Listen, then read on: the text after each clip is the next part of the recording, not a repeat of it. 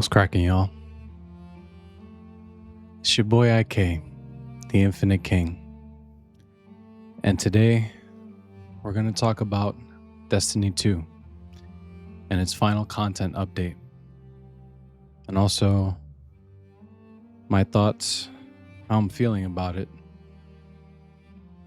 And this video is going to be a bit off the cuff, and it's going to have some notes over here to talk about certain things, but I honestly wasn't expecting the article to come out today to be what it was. I didn't think that it was going to be talking about the final content update for Destiny 2. I was looking forward to, finding out the stuff that I kind of knew was coming down the pipe, as far as, all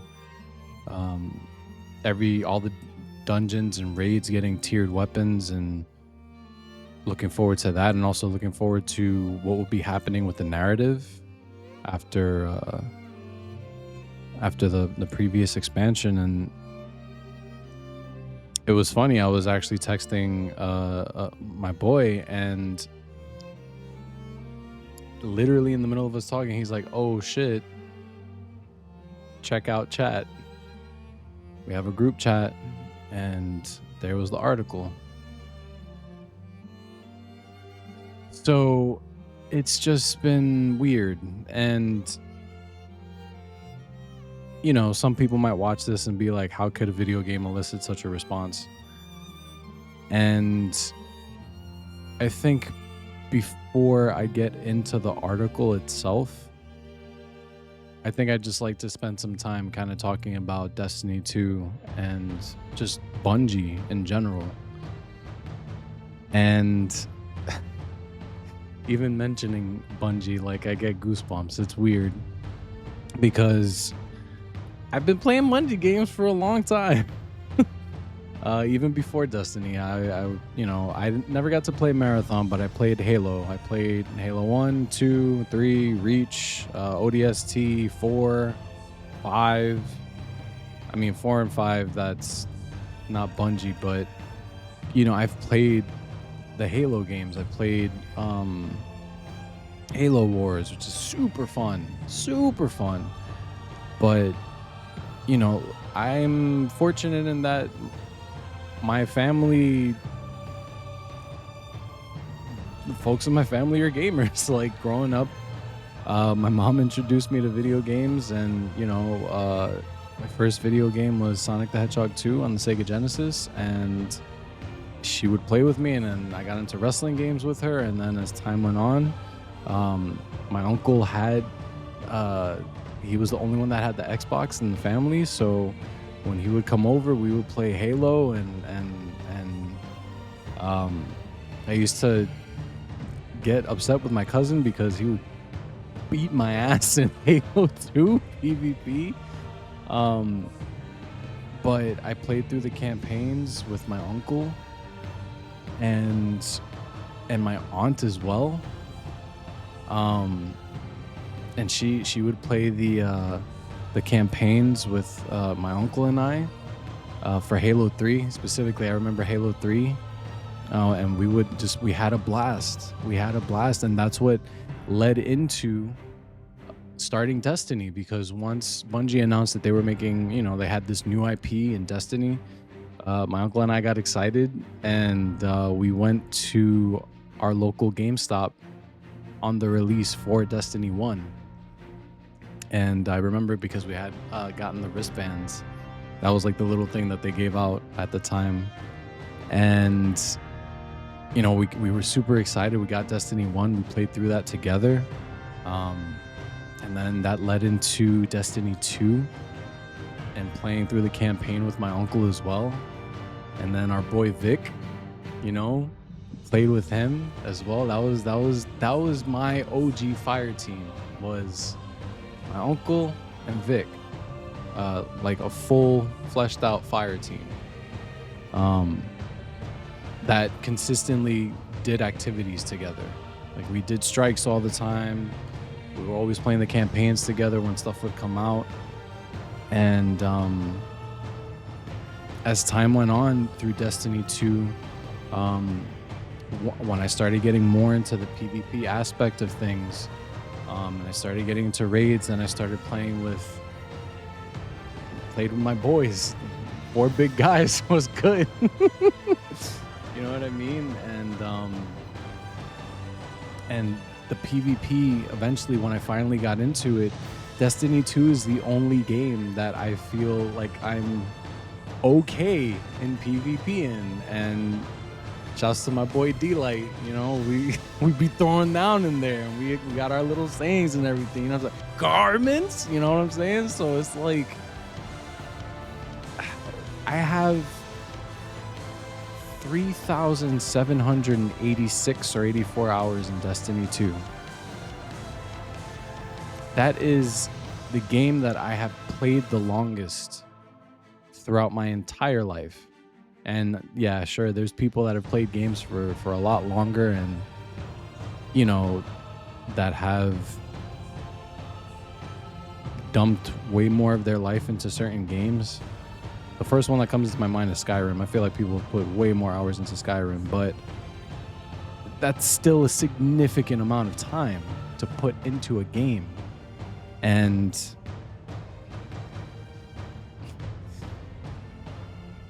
not only have I sunk in a lot of time into this game, but this game was also something that has brought me comfort over the years. And a story that I'll share, and you know, back in 2024, there was a fire in my apartment, and it rendered that space unlivable, so I had to vacate. And I was living with my uncle for a while, and one of the things that I looked forward to was getting in some PvP matches in Destiny 2 because it helped for those brief moments that I did get to play that during that time specifically. It kind of helped distract me while I was dealing with everything else with the fire and figuring out all of that. It was something that distracted me and kind of reminded me that not every aspect of life is bad, and there are things that can help distract and pull you away from the not so fun stuff, and from just the cruelty that life can throw at you sometimes. But even in all of that, despite all of that, there's still like these little moments in between. And you know, like being able to kind of just like sit with my uncle while I'm playing PvP on Destiny 2, it meant a lot, you know. In the moment you might not think about it as much, but I know that it distracted me enough to help me feel like, you know, things could, you know, move forward, things could look up. So I've been playing Bungie games for a long time. The Destiny franchise the longest. And, you know, now I'm getting into Marathon, and I really enjoy Marathon, and there's going to be a lot of people that are going to hate Marathon now because they feel that Marathon killed Destiny 2. And I feel like folks might not really be grasping the entire situation at hand. And I ask that you think and consider that the things that have happened to Destiny 2, the game, the series, things that have happened to Bungie, and the developers specifically that have been working on Destiny 2 this entire time, the people that have actually been working on this game and that have wanted better for the game, there's a lot of folks that have had to answer to higher ups that don't really have a clue on what would make a game like Destiny 2 thrive. There are people that make decisions for these teams of developers and artists and all these other people that end up deciding what we end up getting in the game. And I guarantee you that there's a lot of devs that have worked on the game that have had things either get cut, not come out, or paths that they've had to follow to make certain things happen in the game that they might not have wanted because they might have known that it would not have been in the best interest of the game. But you have to work, you have to answer to the higher ups, and you have to do what they tell you. And I am not trying to remove blame from decisions that have come from the devs that have been questionable, that might have come from the devs directly, that have potentially caused issues with the game. One thing I will bring up is hunters in PvP. I don't know who of y'all is responsible for that. I don't know if that's like a higher up or if it's like a if it's like a like multiple devs, but come on, what are we doing here with the invisibility and the smoke grenade? That's been like an ongoing issue for a very, very long time in PvP, and that has just not ever gotten addressed the way that it needed to. But again, that's my own personal gripe. I am a Warlock main. I don't care what y'all think about that. Suck it. Warlock supremacy, baby. But no, like seriously, there's a lot of things that devs have to deal with, and a lot of jobs require you to have to answer to higher ups that don't really know how things work and how things could be better. They just make the decisions that they have to make, either from their higher ups or whatever is going to bring in this. And for us, the gamers, it's like, well, shit, you want to bring in some money? We can tell you how to bring in some money. You know what I'm saying? But ultimately, we're not the ones that get to make the decisions. And I'm pretty sure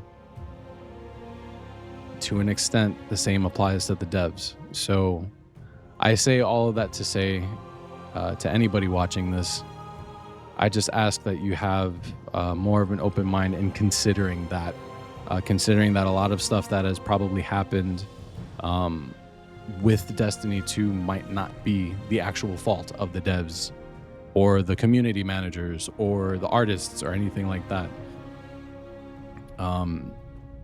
It's easy to place blame on the people that are visible, and especially DMG. I do not envy that man for having to deal or be the face of the community to take a lot of the verbal jabs or jabs on Twitter that man has probably taken and that I've seen because the players are upset. And again, I do think certain things could have been handled a little bit better, especially with this gap in time that we've had since the last content update with regards to communication. But at the same time, I don't know what the directive was. I don't know what they were told, you know? And that's something that we need to consider and just be a little bit more open-minded about. I don't know if this man was told, hey, don't say anything. And if people keep pressing, don't say anything. You know what I mean? I don't know if that's the case. I don't know if it was a decision from somebody else to tell the community manager, stay quiet while comms for Marathon continue to happen so that more eyes can get put on Marathon. That's also a possibility. I don't know. But as much as there has been talk and want for Destiny 3 to happen, I call on the content creators that were extremely vocal during this downtime where we weren't getting content, where we weren't getting any news from the twabs. I'm still calling them twabs. I call on those same content creators that were article publishers that were very quick to bring down and for lack of a better term, doomsay. I call all those same people to now speak up about the fact that we do want a Destiny 3. We do want more of this universe and these characters and these stories and this lore. Destiny and Destiny 2 have such rich lore. The lore is sick. It is so freaking cool. And there's so many things that we haven't done or places that we haven't gone to, like Tora Bottle. There's things that we can still do with the Awoken. There's still other systems to explore. There's still other weird stuff going on with the 9. Like I don't know if any of this stuff is going to get addressed in whatever content update we're going to get, but there's so much that's still there that we can work with and go through, and that can be so freaking cool. Not to mention the fact that we never got that damn third darkness subclass. I'm sad, man. We never got that. But I digress. I hope that we do get a Destiny 3 at some point down the line. But I don't know. There's going to be a lot of hate on Marathon right now, and that kind of makes me sad because Marathon is another game that has really rich and deep lore, and if that's what the directive was from Sony and higher ups, like they had to focus on Marathon and try to get that out. There's just a lot we can't account for. So, and unfortunately, a lot of conversations around Destiny 2 involve Marathon now because it's the same studio. So, all I can say right now is, at the end of it all, I am extremely grateful for the time that I've gotten to play this game, for the fact that it is the game that I feel the most comfortable playing PvP in, and for just how much fun I've had over the years, both with my family and my chosen family and my friends with this game. So yeah, just wanted to kind of share my thoughts first before we get into the article. But all that said, thank you to the devs so much for over a decade of incredible stories, incredible gameplay, and I hope we get to see more of these universes in the future. So with that, let's go ahead and get into this article. So here we go. Destiny 2. Every end is a new beginning. From Bungie. For almost 12 years, we've had the joy and honor to explore the Destiny universe with you all. Through all the ups and downs, surprises and triumphs, building Destiny alongside our players has been a monumental privilege. While our love for Destiny 2 has not changed, it has become clear that after the final shape, we have reached the time for our shared worlds and Destiny to live beyond Destiny 2. As our focus turns towards a new beginning for Bungie, we will begin to work incubating our next games. To that end, on June 9th, 2026, we will release the final live service content update for Destiny 2 to begin that new journey as a studio. Though active development may be concluding, we will ensure that Destiny 2 remains playable, just as the original Destiny is today. Many changes in this final update will aim to ensure that Destiny 2 is a welcoming place for players to return to. We're proud of Destiny 2, the places it took us, and the legacy it has created. Because of you all, our universe is vast, built on years of shared stories, adventures, and victories. From the Cosmodrome to the Pale Heart to the Lawless Frontier, we have forged lifelong memories and friendships with you all. We are incredibly grateful to everyone who made that journey with us. Damn. I wasn't expecting to get emotional. From the deepest part of our hearts, thank you, and we'll see you in the stars. I briefly read through this article earlier today, and I tried to get bits and pieces of it that I kind of wanted to, I wanted to know, okay, what's coming back, what's not coming back, what are we gonna get? But I didn't really sit down to digest it like I am right now, so I apologize in advance, y'all. All right, so Destiny 2, Monument of Triumph. Destiny 2 dev team. Since Destiny 2 launched, Guardians have turned back the darkness, defeated gods, shattered blades, banished nightmares, outplayed Savathun at chess, and forged legendary stories across the Sol system. On June 9th, Destiny 2, Monument of Triumph will be available to all players. We are inviting all Guardians to take part in the celebration of these accomplishments. Legends, Dredgens, Renegades, Conquerors, New Lights, and everyone in between. Each year since launch, Moments of Triumph celebrated highlights from Destiny 2's most recent chapter. This time, the Monument of Triumph update will broaden that celebration, bringing together experiences from across Destiny 2. So I wonder if this actual tower is going to be, or this monument is actually going to be in the tower, and also if the Traveler is going to come back, because I don't think the Traveler is in the top or visible from the tower right now. All right, let's see what we got. Legendary marks return from Ages of Triumph past. Earned by completing a game-wide array of triumphs, they will grant access to a vast selection of free armor ornaments, accessories, weapon engrams, and more. An additional title and armor ornament set awaits those who range widely in their deeds, immortalizing your legacy in Destiny 2.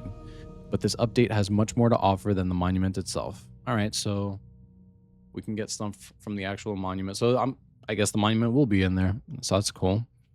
Rediscovering Sol. We've been embracing the mission of making this update feel meaningful, looking back at many of the requests that players have shared with us over the years while finding ways to bring some of them to life. And now, on June 9th, we're aiming to deliver a collection of love letters to players across all activity types within Destiny 2. Although many were intended for future releases, we wanted to make sure you had them in this update. Our goal is to ensure that Destiny 2 can be a place you come back to and feel rewarded no matter what you play, while also having enough variety and activities to fit your mood for a given play session. Whether you're looking to play competitively, slay a god or two, or just spend some time exploring the destinations, there will be something for you. Below, you'll find a laundry list of features and bullets, but expect further blog breakdowns to give a full picture. And of course, a few surprises for you on launch day 2. Story. Monument of Triumph will deliver small character beats to leave the story and characters in interesting places, touching on themes across Destiny. So I don't think we're going to really get, I mean, maybe we will, but I don't think we're really going to be getting any cutscenes or major story beats like we would have gotten in a normal expansion, or story missions for that matter. We might get smaller either quests or maybe some like text between characters, maybe that, or comms like we normally get within missions. We encourage reading and exploring to find all the Easter eggs, callbacks, reveals, and love for the lore hounds. So Bife, looking at you, my man. The return of the director. So the director's coming back finally. I know that was an extremely big sore spot for the community, myself included. The focus on the portal as opposed to the director. The director's always been just a beautiful piece of art and just like a cool, just visual storytelling piece. Like, yo, this is all the places you can go to. Look at this. You see all this shit? You see all these fucking planets? Look at all the places you can go to. Look at this. We have embraced the player feedback about the director and portal, and a newly refreshed director returns to its rightful place as the center of activities in D2. All portal activities are still available via lists in the nodes at the bottom of the director. Man. All right. Pantheon 2.0. And it looks like within Pantheon, we're going to be getting Callus coming back. And I think that was Galron. and the Spire of Stars raid boss. So that's going to be interesting. Looks like we'll be able to earn all of those weapons and armor. I'm assuming, I don't know, but I'm assuming if these are the bosses that we're going to be getting. A new Pantheon is coming as a permanent addition with a fresh slate of bosses to challenge and overcome. June 9th. The first slate of bosses becomes available, with 2 activities each featuring a unique roster of bosses. June 13th, what we're calling the Gauntlet, the full lineup of boss encounters in a single activity. June 16th, encounter rotations begin. Players can attempt featured single boss encounters for rewards. Okay, cool. So, looking forward to that. Just for more focus on specific weapons and armor that we might be getting from them. Raid and dungeon loot updates. All raid and dungeon weapons and armor have been revisited to bring them to modern standards, with full tier parity, set bonuses, new perks, and more. Crafted weapons will have an upgrade path for tiers 1 to 5, with more information coming in a future article. Okay. Weekly featured raids and dungeons return, giving players additional opportunities for high-tiered rewards each week. We have all the details and specifics planned for an upcoming TWID. Destinations, a trip down memory lane. Destination weapons and armor have also been revisited to bring them to modern standards with full tier parity, set bonuses, new perks, and more. Some destinations will have distortions, a new addition to bring more variety and a touch more challenge to your time planet side. Distortions also bring unique rewards to earn for participating beyond your slate of destination drops. All right, so I'm curious to see what that's going to look like, what distortions actually mean, and what different stuff we might get from that. Another thing that I'm kind of really sad about that we never got in this game, which I'm curious if it was even something that was considered or spoken about within the devs or the dev groups, is like a higher tier than exotic, like just the final tier of like weapons that we could potentially get, like a mythic tier or something like that. I wonder if that was ever something that was considered. All right, new aspects: Solar Hunter, Crackshot, Void Warlock, Soul Siphon, Solar Titan, Shield Burst. New Hunter Melee, because y'all needed one. Void Hunter Phantom Surge. New grenades, all classes. Strand Slice Wire Grenade. All classes Stasis Shatter Grenade. Interesting. Class-specific abilities. Warlock, Titan, and Hunter are all getting some new love. Mind Spun will interact with Threadling Grenade. Word of Dawn is getting a complete rework. Trapper's Ambush has new capabilities and more. All right, I'm really looking forward to when we get the article for this stuff. I'm really looking forward to all this. Sandbox, elevating exotics. All exotic armors earned since the Edge of Fate launch will be automatically upgraded to have tier 5 stats. We've made some changes to a handful of exotic armors. As an example, what if Warlocks could throw 2 Nova Bombs in quick succession to create an even larger explosion? Let me get that. More on this in a future tweet. So yes, give me just let me get all my exotics at tier 5. It doesn't, I don't want to have to be spending time re-getting my exotics just to get them at tiered values. That would be super frustrating. Various exotic weapons will receive a tuning pass, and many will be receiving catalysts. Ooh, that's true. There's a lot of exotics that don't have catalysts, so I'm curious to see what that's going to look like. Portal Overhaul. All portal activities are still available to players via the portal nodes at the bottom of the director. We've taken a deep pass on the portal's difficulty system to ensure players can approach the ops categories and have fun with Destiny 2 while still being rewarded. We want to remove choice paralysis. Players should be able to sign in and find fun quickly rather than being mired in stacking many difficulty modifiers as possible to earn desired rewards. Yeah, it sucks. The portal, I mean, look, I'm gonna keep it a buck. The portal's ass. The portal was something that was considered even before D1, and they decided to not do it just to bring it into D2, and it's ass. It's menus. It's menus the game. That's all the portal is, and that's why this thing right here, this is so sick. It's again just the interactivity and the visual of showing you all the places that you can actually go to as opposed to just menus. Yeah. And having to just figure out like what modifiers you want to put on to get like the best possible reward. No. We are expanding our weapon offerings within portal activities. Each experience, solo ops, fireteam ops, arena ops, pinnacle ops, crucible ops, gambit ops will offer a different pool to earn. All right, cool. We're also updating armors across the portal with new art and new set bonuses and some reprisals too, while adding an exclusive armor to competitive Crucible. Good. So just more armor. We're just getting a bunch of more stuff in the game. I don't know what's happening with the vault. I haven't seen anything yet, so I'm a little concerned because we're getting a lot of stuff. It seems. But now I'm concerned about the vault.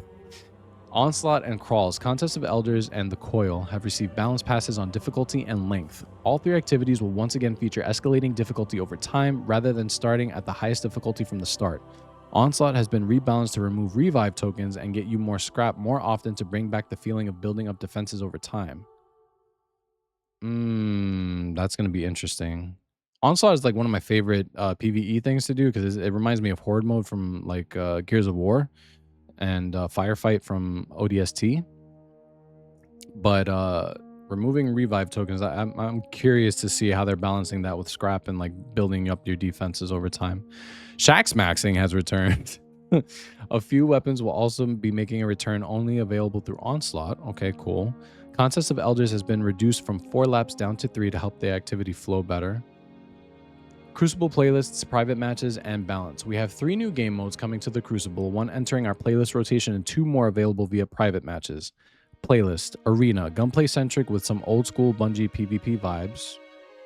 Private match, yeah, because current Control PvP is an ability fest. And specifically with hunters, having to deal with just constant smokes and invisibility is extremely irritating. So now y'all can play something else and use your damn guns. Private matches.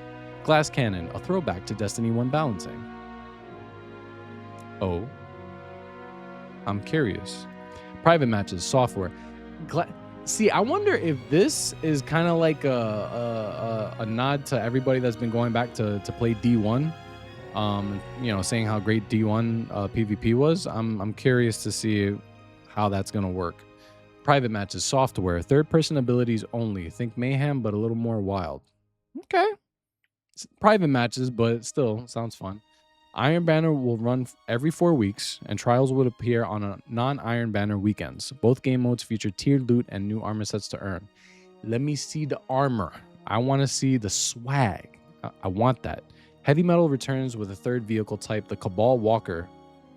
A brand new map, mixed vehicle combat, and vehicle selection. Okay. A full suite of competitive Crucible weapons will become tiered, and as mentioned above, a unique armor set has been added to incentivize more competitive play. Cool. More armor. More drip. Let me get it. Gambit Ops. For all of you 4 Gambit lovers out there, this is for you. Gambit is being upgraded to an Ops category and receiving a rewards refresh. New armor to earn with a unique set bonus. I wonder if it's going to be the... Oh, man. I forgot the name of the mode because it's been so long since I played it. There was like a separate Gambit set that we got later on. We're reprising iconic Gambit weapons as tiered gear with new perks to earn. Okay. Breakneck. Is Breakneck tiered? I don't think so. I want to say no. Seasonal events. Seasonal events are being retired. So no more Dawning, no more Festival of the Lost, Guardian Games, Solstice. But a collection of weapon rewards for all of these events can be earned through engrams on a Monument of Triumph vendor. Okay, that's cool. Armor ornament sets previously available for Bright Dust will be available not only through direct exchange, but also through Bright Engram focusing. More on that below. Eververse. Silver and Bright Dust. Bright Dust will continue to be an earnable currency through gameplay objectives, and we have expanded the offering of cosmetics that can be acquired with this currency. Silver will continue to be available for players to purchase and exchange for various items in the Eververse. Bright Dust rotation is being changed from weekly to daily, giving players more opportunities to exchange this earned currency for the cosmetics they desire. This is pretty damn big. Yeah. Yeah, it's coming to an end.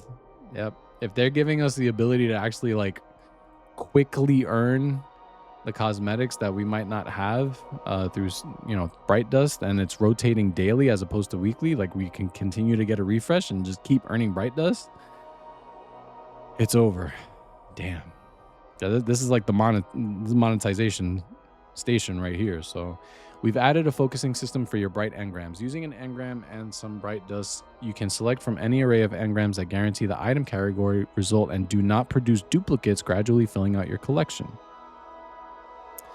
So basically all the swag and all the stuff that you see in the Eververse store is going to become easier to obtain through bright dust, and you can now focus specific things, which we needed that for a while. So I'm glad that unfortunately it's happening at the end, but rewards pass. The Monument of Triumph update brings an updated rewards pass, what was originally planned for Shadow and Order, featuring a new exotic hand cannon, armor ornaments, and more. We have increased the number of cosmetic rewards on the pass as well, including multiple armor ornament sets, ghosts, shaders, and more. Yes, we said and more twice. Look, we put a lot of extras on this thing. We hope you enjoy it. Thank you. Armor ornaments. True exotic armor transmog. Starting June 9th, players may apply common, uncommon, rare, legendary armor ornaments to their exotic armors visible in PvE environments. Wow. Because there's some, I'm sorry, there's some ugly ass exotic armor pieces. So being able to transmog them with like other shit. Wow.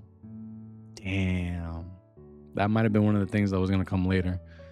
Destiny 2, the collection. We are bundling all Destiny 2 content packs into a singular purchase available on June 9th. This includes campaigns, dungeon keys, the 30th anniversary pack, and more. Individual content packs and expansions will also receive permanent markdowns in June. One more thing. Sparrow Racing League returns. SRL is back. Sparrow Racing League returns as a permanent addition, reopening tracks from the original Destiny experience and adding a new space to race opponents on. We've created a new unique weapon set to earn by competing in races.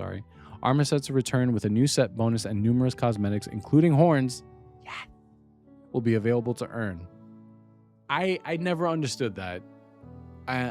Maybe we'll get an answer at some point. I don't know why in Destiny 1 your Sparrow could honk. You had noises. And then in Destiny 2, that was never a thing. Made me sad. TWIDs and developer insights through launch. Each week through launch, we'll be diving a bit deeper in each subject through a mix of developer insight articles and This Week in Destiny updates. We're spreading things out just a bit to avoid massive walls of text and information overload while giving our teams some time for last-minute tuning and testing passes. First on our list will be a deeper dive into the return of the director, how we're updating activities across the game, and how we're updating SRL for Destiny 2. This will be followed by a full week of articles dedicated to our weapon sandbox, raid, and dungeon updates, and then a week dedicated to armor updates and abilities. After launch, the TWID will continue for a few weeks to keep you informed on any immediate Monument of Triumph news. Once we're through our launch window, our weekly blog entries will be entering a form of hibernation as well. This won't be the end of communications from us by any means. We'll still be keeping in touch with you through sharing community highlights through our website, social media channels, Discord, and other outlets. Once we have more news to share on Destiny, you'll be the first to know. So,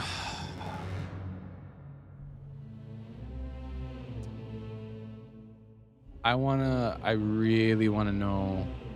I want to get to this weapon sandbox, raid and dungeon updates, and then a week dedicated to armor updates and abilities. This specifically, updates. I don't like this stuff. All right, cool, fine, whatever. Raid and dungeon, awesome, great. Abilities, I need that looked at, please. That's like the main thing that I'm concerned about. Not concerned, but like curious about. I need to know that the hunters got nerfed, please. Just in PvP, just a little bit in PvP. PvE, give them something. You know what I mean? PvE, that's fine. PvP, cut their legs off. All right. Finally, thank you. Destiny 2 has been our home for many, many years. The unknown can sometimes feel wild, even a bit scary at times, but these opportunities to explore the future are invigorating. As we look ahead, our commitment remains the same: to make games we and you are excited to play. From all of us here at Bungie, we cannot thank you enough for joining us on this journey through the Soul System. You'll still find us Starside for years to come. Per Audacia, Ad Astra. We'll see you, Starside. Wow. Yeah. So with that, that is the first article outlining the final content update for Destiny 2. It's weird, man. It's weird. There's so much of Destiny 2 that I want to continue exploring, but at the same time, functionally, I think that, and if I'm gonna be positive, if we do get a Destiny 3, one of the benefits to that would be that it would be on current gen consoles, and we wouldn't have to worry about the things from previous gen that could be hampering development on like the PS5 version and the Xbox Series X and S versions. Because I'm so curious to know from a dev perspective what the hindrances having to develop for a previous gen and current gen, what those are, because that's gotta be the cause of a lot of issues that Destiny 2 has had over the years. But I'm not a dev, so I don't know, and I'm curious about that. But if we ever do get a Destiny 3 or a new Destiny game, that's something that we could look forward to at least. And maybe a quicker turnaround on development times might become a thing of the future with that. So in any case, I'm going to be playing this final content update. I'm going to be in there. I'm going to be earning weapons. I'm going to be visiting these destinations, checking out what these distortions are, seeing what the lore is about, and just getting all the swag and the guns and everything. So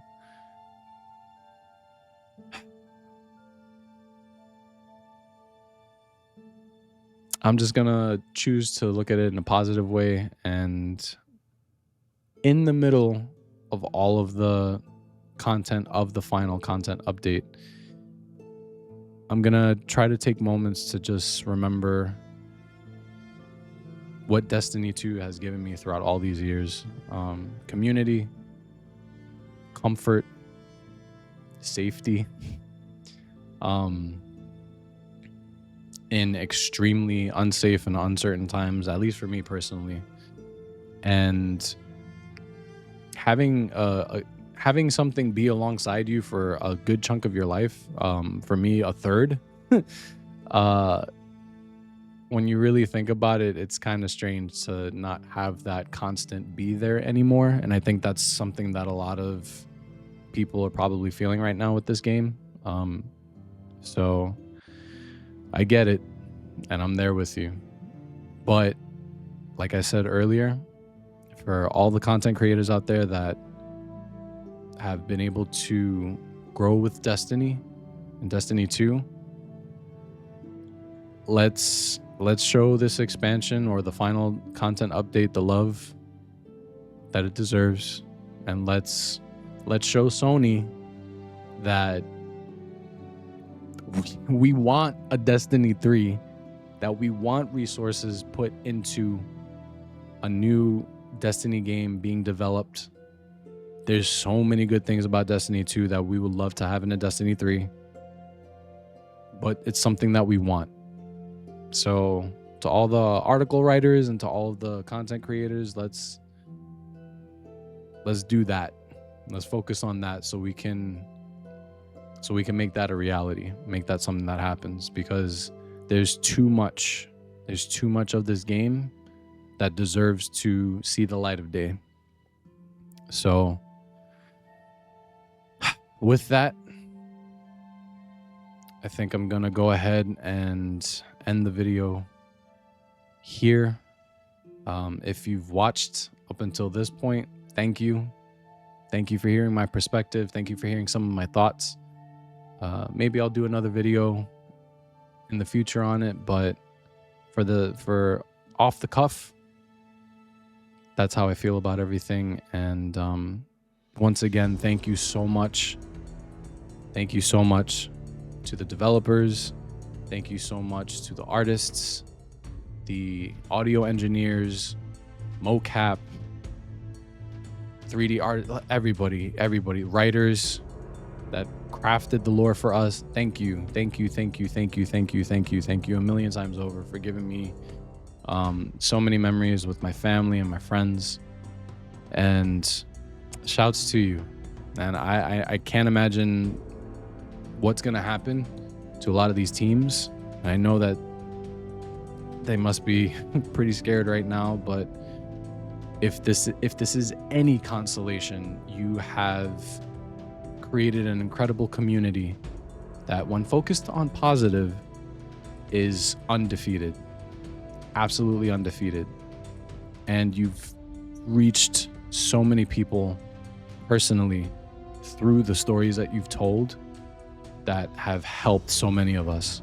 So I thank you all for over 11 years of an incredible game. And yeah, tell somebody that you care about that you love them, because tomorrow ain't guaranteed, but today can be hype. And eyes up, Guardians. We make our own fate. Thank you guys so much. I'll see you guys next time. Every ghost is born knowing that we have to find our guardian. We don't know what they look like. Not on the outside, anyway. On the inside, I'd always known who you were, and that together, we could be something more. When you think about everything we've seen, everything we've done, I feel like I made the right choice. We should let Shiro know how it went out here. Let him admire his handiwork. And thanks, you know, for being my guardian.